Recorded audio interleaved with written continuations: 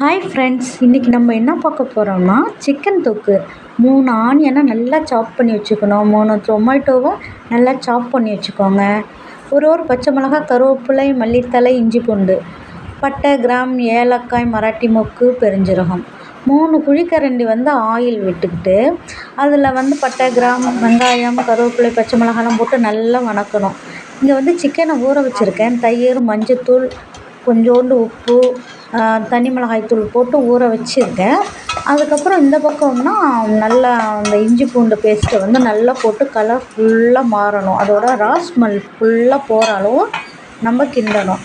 அப்புறம் தக்காளியை போட்டு நல்லா அதோட கலர்ஸ் எல்லாமே, வெங்காயம், தக்காளி எல்லாம் வெந்து ஒன்றோட ஒன்று மசிஞ்சு இருக்கணும். அந்த மாதிரி மசிஞ்சு வந்த பிறகு கொஞ்சோண்டு மஞ்சத்தூள் போடுறோம். மஞ்சத்தூள் போட்டுட்டு அதை நல்லா ஒரு 1/4 ஸ்பூன், அதிகமாகலாம் வேணாம். மஞ்சத்தூள் போட்டுட்டு கிண்டி விட்டுட்டு 1 ஸ்பூன் தனி மிளகாய்த்தூள் அதை போட்டு அதுவும் நல்லா பச்சை வாடெல்லாம் போகிற அளவுக்கு நம்ம நல்லா கிண்டி விட்டுக்கணும். அப்புறம் சக்தி சிக்கன் தூள் இருக்குல்ல, அது ஒரே 1 ஸ்பூன் போட்டு கிண்டினா போதும். அதை நல்லா அதுவும் போட்டு கிண்டணும். அதுக்கப்புறம் கறி மசாலா தூள், சக்தியிலே கறி மசாலா தூள் 1/2 போடுங்க, அதிகமாகலாம் போடக்கூடாது.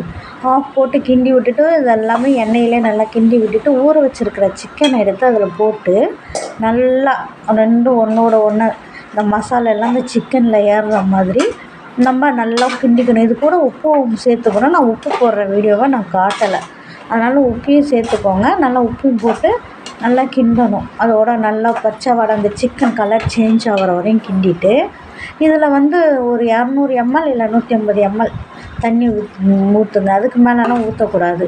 ஏன்னா நம்ம தண்ணி நிறையா ஊற்றி வெந்துச்சுன்னா அது நல்லா இருக்காது. அப்படியே இதிலே கொஞ்சம் மீடியமாக ஃபயர் வச்சு அதில் தான் வேகணும்.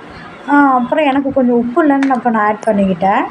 அதுக்கப்புறம் நல்லா கொஞ்சம் மூடி போட்டு கொஞ்சம் கிண்டி விட்டுட்டு இருந்தால் நல்லா வந்துடும். பாருங்கள், இந்த ஸ்டேஜுக்கு வந்துருச்சு. இதுக்கப்புறம் பாருங்கள், எண்ணெய் பிரிஞ்சு நல்லா சிக்கன் வந்துருச்சு. பேச்சுலர்ஸ்லாம் ஈஸியாக செஞ்சிடலாம்.